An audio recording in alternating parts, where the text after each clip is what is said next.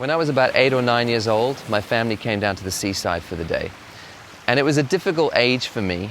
My dad had left home a few years before, and my mom had remarried and she was pregnant, and it really felt like there was a new family starting, and I didn't really feel much a part of it. And I was walking along the beach that day, and I had a little point and shoot camera, you know, the little film ones with the zip wind on after every shot. And I was taking photographs, and then I noticed a huge seagull sitting on the seawall.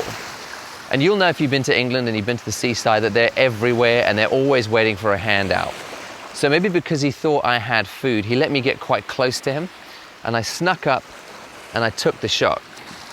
And about 2 weeks later, when all the photos were developed and I got them back, and I'm sitting in the lounge and I'm thumbing through the photographs, seeing what I got. And when I got to the photograph of the seagull, my mom was watching over my shoulder, and she looked at that photograph and she said, "You know what, that's a great photograph. Maybe you should be a photographer." Now, it would be years before that became true, but at that point in my life, that compliment was like oxygen for me. I desperately needed that validation. And because of that, it took root deep down.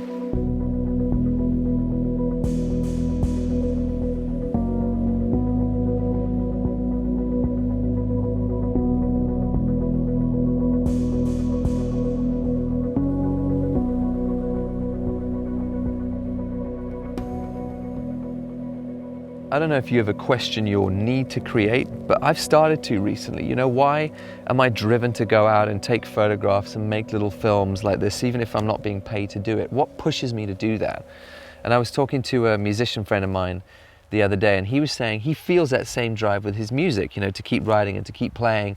And sometimes it's not good business, but he has to keep doing it. He's driven to keep doing it. And when we're talking about this drive, we both kind of admitted between us that there's something about that drive that we don't totally trust, because it can sometimes feel a little bit needy. You know, he makes music, I produce videos or photos, because when we put it out into the world and we receive that positive feedback loop, we find it very affirming, just like that compliment when I was a little 8-year-old. And I know that at some point in conversations like this, people always bring up Van Gogh, and they'll say, yes, that's fine, but Van Gogh didn't experience that feedback loop. You know, he painted his whole life and only sold one painting just a few months before he died. So why did he keep doing it? But I think we know about that story because we feel the tragedy of that. We feel his pain, that now he's one of the most celebrated painters of all time, and he didn't get to experience that feedback loop, that positive affirmation. And we know somewhere instinctually that all art completes its cycle when it's appreciated by someone else.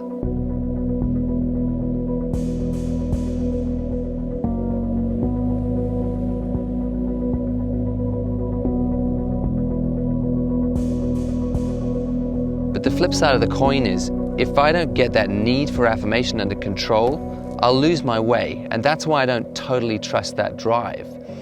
We have to balance that need for our work to be received well with just producing something because we believe in it and it came into our head and we just have to do it, even if it might not be successful or even if it might be ridiculed.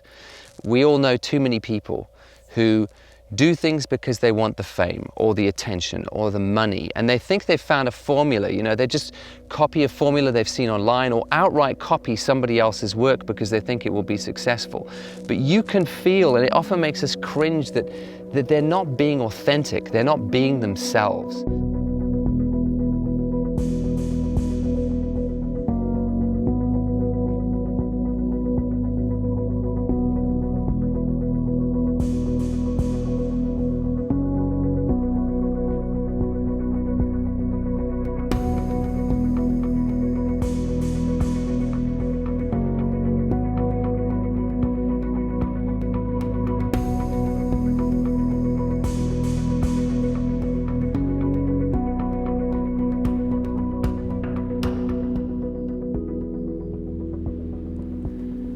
It can happen in two ways, really. And the first way is that we just make content. We create things which we know will appeal to the widest market and we know they'll sell.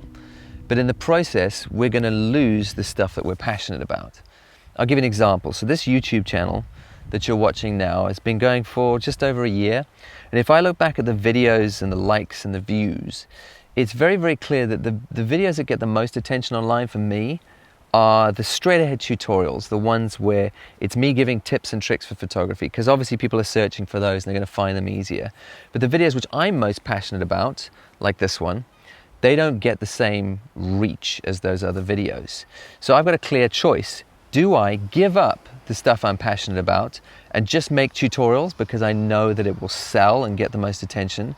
Or do I stick to the stuff which I know I have to give, the stuff I'm passionate about saying, and do it with some integrity regardless of whether or not it gets attention? And the second way you could lose your way is by just copying other people, looking out for someone who's successful and saying, well, I'll just copy his content, I'll copy his style of presentation, and then I'll be successful, then I'll be famous, and then I'll get that affirmation that I need. I mean, I feel this tension on YouTube. I'm naturally an introvert. I'm not an extrovert, and so many YouTubers are extroverted. So should I bump up my presentation more? Should I find my own what's up or shebang? Both of whom are great at what they do, by the way. But if I started to act like that, because you know me a little bit by now, you'd be going, what is this guy trying to do? My friends and family would be going, who the hell is he pretending to be just to get some popularity or some interest or some fame? I mean, people are doing that style of video very well. If I try and copy it, I'm just someone who's copying and losing my personality in the process, instead of having the guts to just be who I am and put it out there and see what happens. So when it comes to your photography or your art or your filmmaking, I believe the best you is the real you. That authentic space inside each of us is where all good art comes from. So give what you have to give. Don't imitate, innovate. Don't let the drive for fame and money get you off track. Everyone who's ever achieved that stuff will tell you how hollow it is. Put that need for affirmation in the correct box in your head. We need you to be you.